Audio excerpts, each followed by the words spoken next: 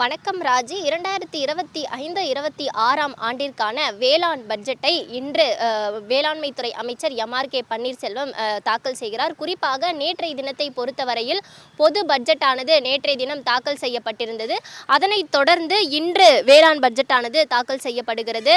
இந்த வேளாண் பட்ஜெட்டில் என்னென்ன விவசாயிகள் எதிர்பார்த்திருக்கிறார்கள், விவசாயிகளின் எதிர்பார்ப்பானது பெரிய அளவில் இருக்கிறது. குறிப்பாக திமுக ஆட்சி பொறுப்பேற்றதில் இருந்து வேளாண்மைக்கென தனி பட்ஜெட்டானது ஒதுக்கப்பட்டு வருகிறது. அதற்கெனவே ஒரு நாள் ஒதுக்கப்பட்டு தனி பட்ஜெட் ஆனது சட்டப்பேரவையில் தாக்கல் செய்யப்பட்டு வருகிறது.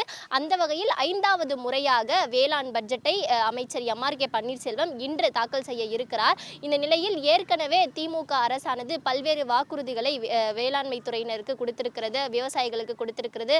அதில் பல நிறைவேறி இருக்கின்றன. அது மட்டும் இல்லாமல் சில புதிய திட்டங்களும் கூட நிறைவேற்றப்பட்டு இருக்கின்றன. இந்த நிலையில் இந்த ஆண்டு கடந்த ஆண்டை போலவே இந்த ஆண்டு என்னென்ன திட்டங்கள் இருக்கிறது, என்னென்ன புதிய அறிவிப்புகள் இடம்பெற போகின்றன, அதே போல என்ன மாதிரியான தொழில்நுட்ப புதிய முயற்சிகளை அரசானது அறிமுகப்படுத்த போகிறது என்பது குறித்தான பல்வேறு எதிர்பார்ப்புகள் எழுந்திருக்கிறது. குறிப்பாக இந்த பட்ஜெட்டை பொறுத்தவரையில் விவசாயிகளுக்கான அந்த வேளாண் தள்ளுபடி கடனானது தள்ளுபடி செய்யப்படுமா என்ற எதிர்பார்ப்பு விவசாயிகள் மத்தியில் பெரும் எதிர்பார்ப்பாக இருக்கிறது.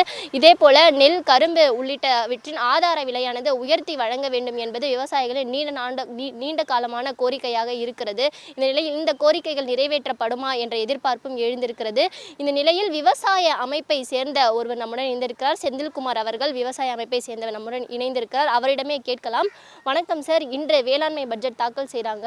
இந்த பட்ஜெட்டை எப்படி இருக்குன்னு எதிர்பார்க்குறீங்க? இது உண்மையாகவே வேளாண்மை விவசாயிகளுக்கான பட்ஜெட்டாக இருக்கணும்னா என்ன அறிவிப்புகள்லாம் இருக்கணும்னு எதிர்பார்க்குறீங்க? உறுதியாக இது உண்மையாகவே தமிழ்நாட்டில் விவசாயிகளுக்கான தனி பட்ஜெட் போட்டதுனால ஒரு பெரும் பலன் இருக்குது. குறிப்பிட்டாப்பில் ஒவ்வொரு திட்டங்கள்லையும் எவ்வளவு நிதி ஒதுக்கீடு செய்யப்பட்டுள்ளது என்பதையெல்லாம் விவசாயிகள் தெரிஞ்சு கொள்ள முடியுது. அது பலன் தரக்கூடிய ஒரு பட்ஜெட்டாக தான் இது வரைக்கும் இருந்து வந்திருக்கு. நிறைய எதிர்பார்ப்புகள் இருக்குது.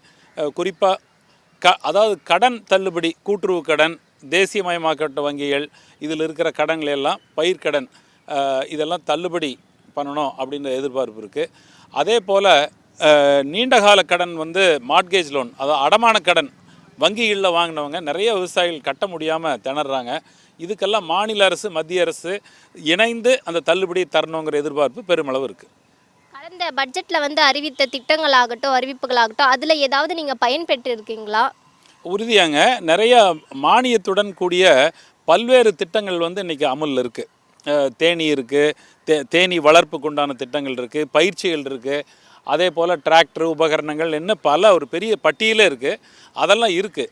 ஆனால் கல்வி இன்மை காரணமாக நிறைய விவசாயிகளுக்கு அது சென்றடையாமல் இருக்குது. அதனால் ஒரு குறைபாடு இருக்கிற மாதிரி தெரியலாம். பட் அதையெல்லாம் நிவர்த்தி பண்ணுறதுக்கு நாம் சில கோரிக்கைகளை வச்சுருக்கோம்.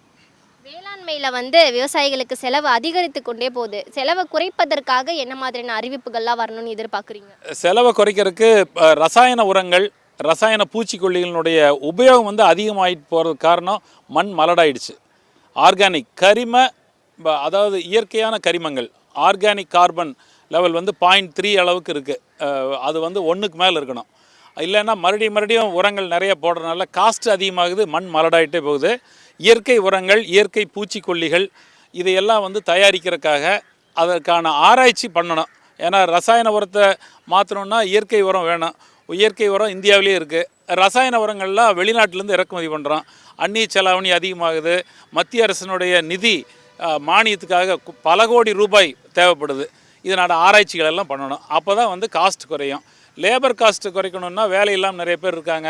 திறன் மேம்பாட்டு திட்டத்தின் மூலம் Tamil Nadu skill development corporation, national skill development corporation மூலமாக நிறைய வேலையில்லா ஆளுகளுக்கு இருக்காங்க. அவங்களுக்கெல்லாம் நம்ம திறன் மேம்பாடு எப்படி விவசாய வேலை பண்ணணும்னு இருக்குது. அந்த கோரிக்கையெல்லாம் வச்சுருக்கோம். அதெல்லாம் பண்ணால் காஸ்ட் குறையும். அதுக்கப்புறம் இன்னுமே உபகரணங்கள் நிறையா மாடர்னைஸ் பண்ணணும். ஏன்னா நிறைய மேனுவல் லேபரில் பண்ணிகிட்டு இருக்கான். இன்னுமே எக்யூப்மெண்ட்ஸ், ஏன்னா நிறைய பேர் படிச்சுட்டாங்க, யாரும் வேலைக்கு வர்றதில்லை. அது ஒரு உண்மையான காரணம். அது அரசாங்கம் ஒன்றும் பண்ண முடியாது.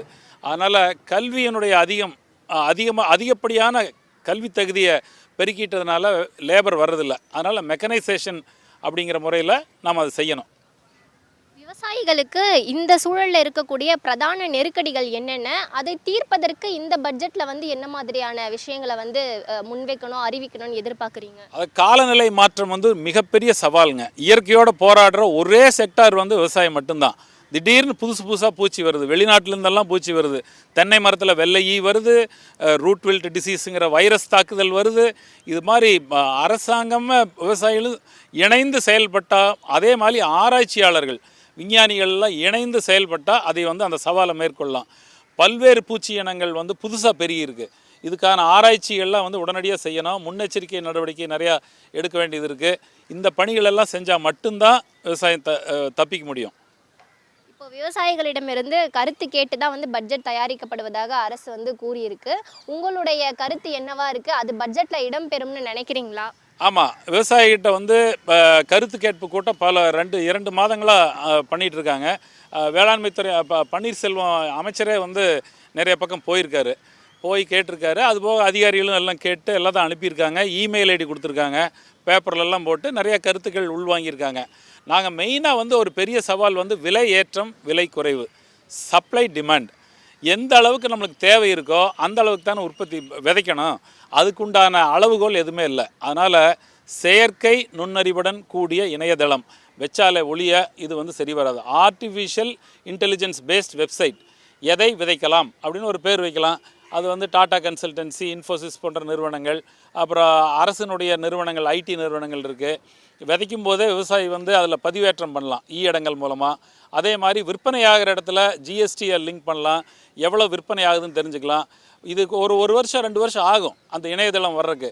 அந்த செயற்கை நுண்ணறிவு சேர்றப்போ ஒரு விவசாயி அரிசி விதைக்கலாமா, தக்காளி விதைக்கலாமான்னு இணையதளத்தில் கேட்டுட்டு விதைக்கலாம். இல்லை இது தேவைக்களவா நீ விதைக்காதேன்னு இணையதளமே சொல்லிடும். அப்போ வந்து விலை ஏற்றம் குறைவு வந்து கட்டுப்பாட்டுக்குள்ளே வரும். இதை பண்ணோம்னா தமிழ்நாடு தான் உலகத்திலேயே முதல் மாநிலமாக இருக்கும். நன்றி சார். நிச்சயமாக ராஜி, விவசாயிகளுடைய எதிர்பார்ப்பு என்ன, விவசாயிகள் எதிர்பார்க்கக்கூடியவை என்ன, அவர்களது கோரிக்கை என்ன என்பதை குறித்து கேட்டோம். குறிப்பாக விவசாயிகள் பொறுத்தவரையில் அவர்களுக்கு காலநிலை மாற்றம்தான் தற்போது இருக்கக்கூடிய சூழலில் பெரும் நெருக்கடியாக இருப்பதாக தெரிவித்திருக்கின்றனர். மேலும் காலநிலை மாற்றத்திற்கு விவசாயிகளுக்கு ஏற்ற நடவடிக்கைகள், அதை சம்பந்தப்பட்ட புதிய அறிவிப்புகள் இந்த வேளாண் பட்ஜெட்டில் இடம்பெற வேண்டும் என விவசாயிகள் தெரிவிக்க கேட்டோம். அதே போல இந்த பட்ஜெட்டானது தேர்தலுக்கு முந்தைய பட்ஜெட் என்பதால் நிச்சயமாக விவசாயிகளுக்கு ஒரு சிறந்த ஒரு பட்ஜெட்டாக இருக்கும் என எதிர்பார்ப்பதாகவும் விவசாயிகள் தெரிவித்திருக்கின்றனர். ஆனால் விவசாயிகளின் கோரிக்கைகள் நிறைவேற்றப்படுமா, இந்த பட்ஜெட் வந்து வேளாண் பட்ஜெட் ஆனது உண்மையிலேயே விவசாயிகளுக்கான பட்ஜெட் தானா என்பதை இன்னும் சற்று நேரம் பொறுத்திருந்துதான் பார்க்க வேண்டும். ராஜி, மாயாவதி, பெரும் எதிர்பார்ப்புகளுக்கு மத்தியில் அந்த வேளாண் பட்ஜெட் தாக்கல் செய்யப்பட இருக்கிறது. இந்த நிலையில் உங்களுடைய கள நிலவரத்திற்கு நன்றி மாயாவதி. தங்கம், வைரம், வெள்ளி தள்ளுபடி திருவிழா. தங்க நகைகள் சேதாரம் 1% குறைவு. வைர நகைகள் கேரட்டுக்கு 5000 குறைவு. உங்க லலிதால விலையை கம்பேர் பண்ணுங்க, எங்க கம்மியோ அங்க வாங்குங்க.